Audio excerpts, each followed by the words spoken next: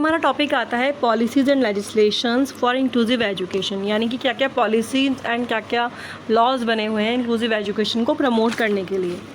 The constitution of India on 26 November 1949 clearly states in the preamble that everyone has a right to equality of status and opportunity.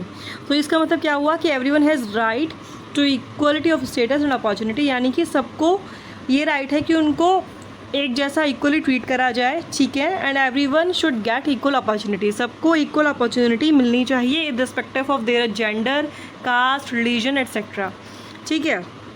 अब next आया article 14, 15, 19 and 21। इसमें ये कहा गया है कि laws के सामने सारे सिटीजन्स इक्वल हैं एंड सबको आज़ादी से जीने का अधिकार है बिना किसी भेदभाव के।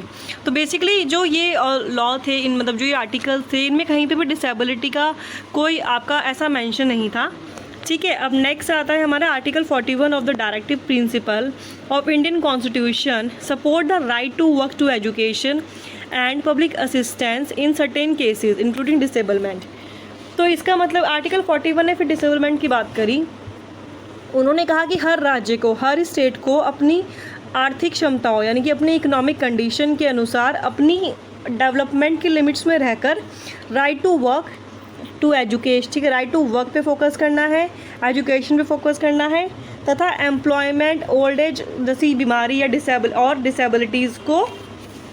डिसेबिलिटी में सहायता पाने का हर सिटीज़न का अधिकार है, ठीक है। तो उसमें क्या कहा गया कि हर राज्य को अपनी लिमिट में रहकर इकोनॉमिकल लिमिट हो और अपने डेवलपमेंट के लिमिट्स में रहकर उनको अनएम्प्लॉयमेंट, एजुकेशन, ओल्ड एज और डिसेबलमेंट को सपोर्ट करना है। Article 45 commits to the provision of.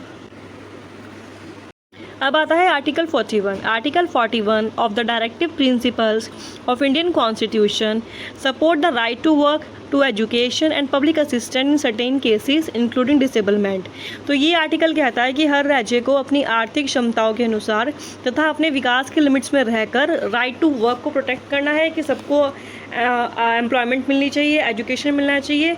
और तो इसका बेसिकली मेन एरियाज़ क्या थे, इसका था अनएम्प्लॉयमेंट, ओल्ड एज और डिसेबिलिटी जैसी चीज़ों में, डिसेबिलिटी जैसी बातों में सिटीजन्स को सपोर्ट मिलना चाहिए, उनका ये राइट है, ठीक है।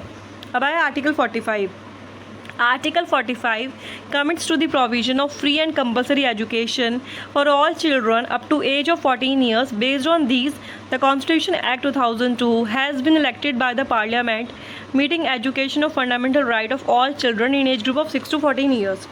ठीक है, तो आर्टिकल 45 ने ये कहा कि फ्री एंड कंपलसरी एजुकेशन मिलनी चाहिए 14 साल तक के सब बच्चों को, ठीक है, और ये उनका फंडामेंटल राइट है।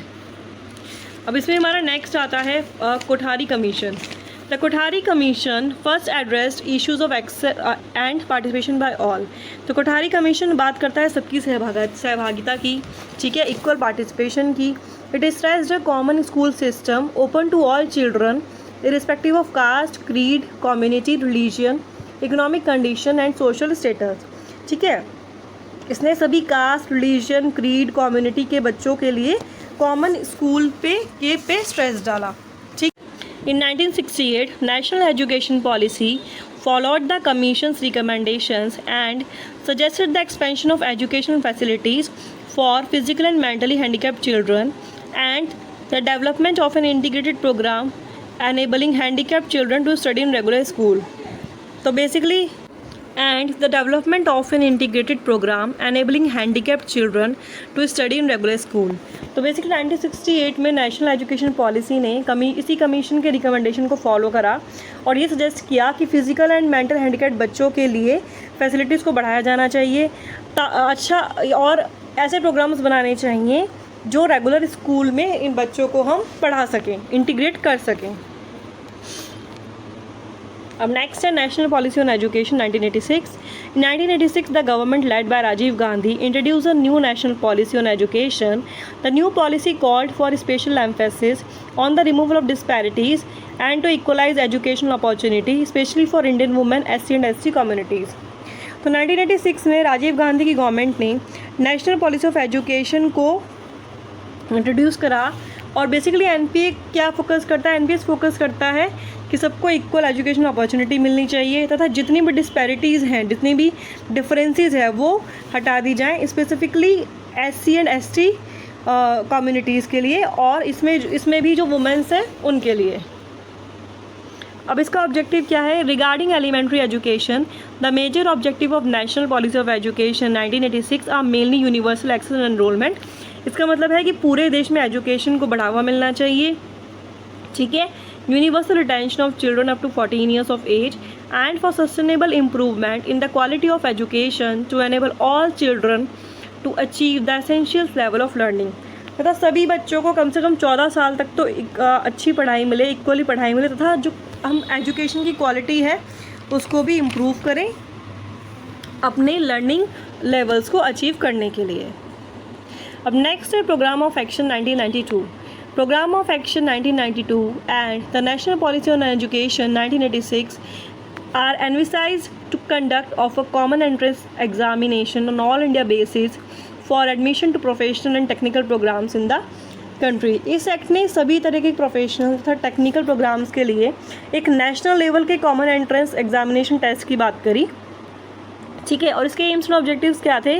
The main objectives of NPE 1986 and programme of action 92 was to establish a national system of education implies that all the students is respective of their caste, creed, sex and religion।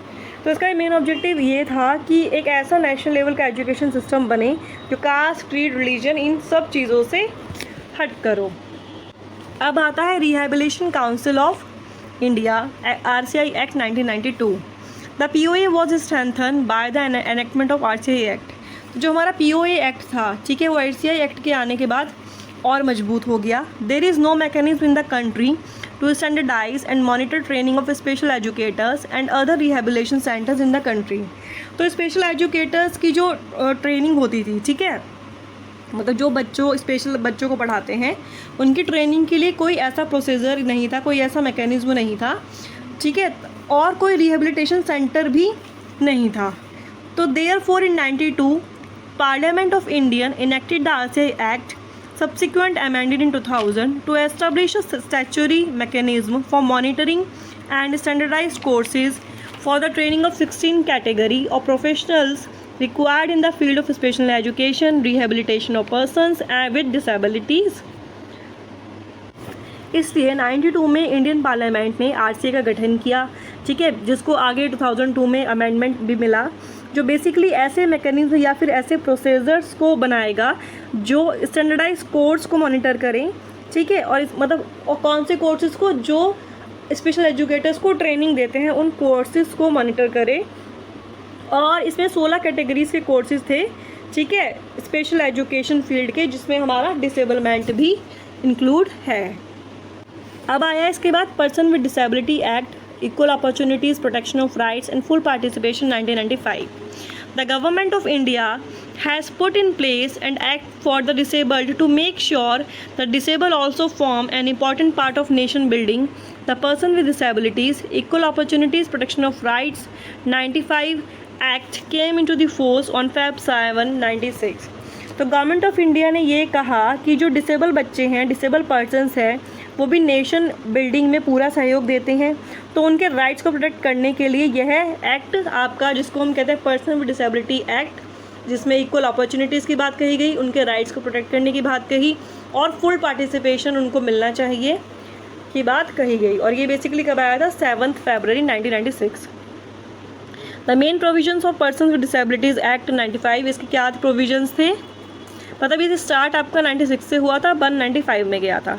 Directive provides for both preventive and promotion aspects of rehabilitation like education, employment and vocational training, reservation, research and manpower development, creation of barrier-free environment, rehabilitation of persons with disabilities and employment, and establishment of homes for the person with disabilities। ठीक है, तो इसमें क्या क्या किया गया? इसमें आपका प्रिवेंटिव मेजर्स की बात कही गई, प्रमोशन एस्पेक्ट्स की बात कही कि फॉर एग्जांपल जैसे कि हमें जो भी डिसेबल पर्सन्स हैं उनकी education, employment, vocational training, reservation, research and man power, ठीक है, इन सबको प्रमोट करना है। उनके लिए एक बैरियर फ्री एनवायरनमेंट बनाना है ताकि उनको किसी भी वो अपनी लाइफ बिना किसी में कोई उनकी लाइफ में जीने में, चाहे वो आपका एजुकेशन उनको लेनी हो या फिर कोई भी सोशल प्रोग्राम हो, उसमें उनको कोई किसी भी तरीके के बैरियर को, किसी भी तरीके की हर्डल को फेस ना करना पड़े।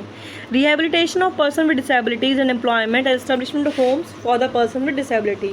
साथ ही साथ ये फोकस करता है, साथ ही साथ इसने कहा कि जो डिसेबल्स हैं उनके लिए होम भी बनने चाहिए और एम्प्लॉयमेंट अपॉर्चुनिटीज़ भी बढ़ानी चाहिए। अब नेक्स्ट है आपका national trust act 1999। National trust act is another important legislative framework. In 1999, the Indian Parliament passed an act entitled National Trust for the Welfare of the Persons with Autism, Cerebral Palsy, Mental Retardation and Multiple Disability. This act seeks to protect and promote the rights of the persons who, within the disability sector, have been even more marginalized than others. तो basically national trust act बना था उन persons के लिए जिनको autism, cerebral palsy, mental retardation या multiple disability से जो ग्रसित हैं, ठीक है। ये उन सब के राइट्स को प्रोटेक्ट करता है तथा उन सब के राइट्स को प्रमोट करता है। The national trust act of 1999 doesn't directly deal with the education of children with special needs.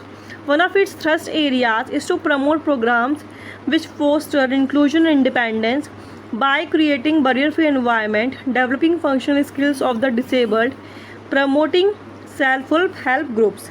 तो ये डायरेक्टली आपका स्पेशल बच्चों की एजुकेशन को सपोर्ट नहीं करता, बल्कि ये क्या करता है, ये ना उन प्रोग्राम्स को सपोर्ट करता है जो एक बैरियर फ्री एनवायरनमेंट बनाना चाहते हैं ऐसे बच्चों के लिए, ऐसे लोगों के लिए, ठीक है। ये उनको प्रमोट करेगा, उन प्रोग्राम्स को, उन एसोसिएशंस को प्रमोट करेगा जो इस एरिया में, इन जो हमने ऊपर बात करी ऑटिज्म की, सेरिब्रल पैल्सी की, इन एरियाज़ में काम करते हैं, उन प्रोग्राम्स को, उन स्कीम्स को सपोर्ट करेगा, उनको हेल्प करेगा।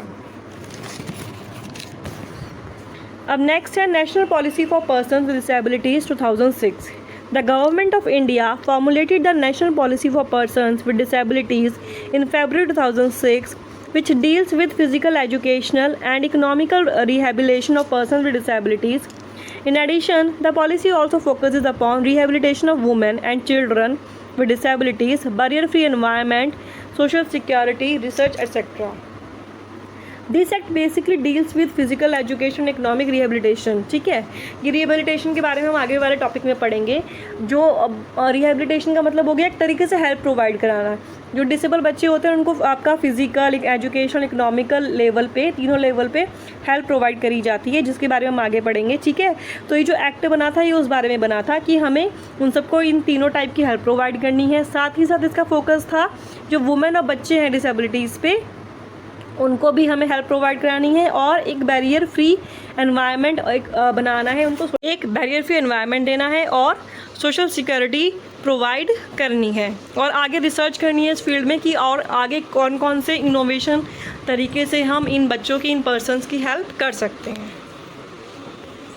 अब नेक्स्ट है national policy for children 2013। The national policy for children 2013 aims to protect and encourage the right of children to survival, health, nutrition, education, development, protection and participation. The policy as notified is a paradigm shift from the more common patronizing approach to children with disabilities seen in mainstream. Further, it has incorporated major inputs of various organizations regarding the needs of children with disabilities. तो ये जो हमारा act है ये आपका focus करता है prevention of disabilities में, ठीक है, कि डिसेबिलिटी अगर हमें स्टार्टिंग में ही किसी की पता लग गई है उसको हम किस तरीके से आगे ज़्यादा बढ़ने में तक रोकें। इंडिया में बहुत सारी ऐसी डिसेबिलिटीज़ हैं जिन्हें हम सही टाइम पे पता कर सके तो उनको रोका जा सकता है बढ़ने के लिए। उन बच्चों की एजुकेशन पे फोकस करता है, उनकी न्यूट्रिशन, उनको सही खान पान मिलना चाहिए, उनको उनकी हेल्थ पे फोकस करता है। And it also highlights needs to be inclusive, और ये हाईलाइट करता है उन बच्चों को इंक्लूड करने की। तो ये मेन स्ट्रीम पे फोकस नहीं करता, ठीक है, लिखा है ना इसमें, it basically shift from the more common patronising approach to children with disabilities seen in the main stream. तो ये मेन स्ट्रीम पे फोकस नहीं करता, ये फोकस करता है हमारा इंक्लूजन में, ठीक है, टोटली इंक्लूजन में। तो यहाँ पे हमारे पॉलिसीज एंड लेजिस्लेशंस ख़त्म होते हैं, ठीक है। नेक्स्ट वीडियो में हम रिहैबिलिटेशन के बारे में बात करेंगे।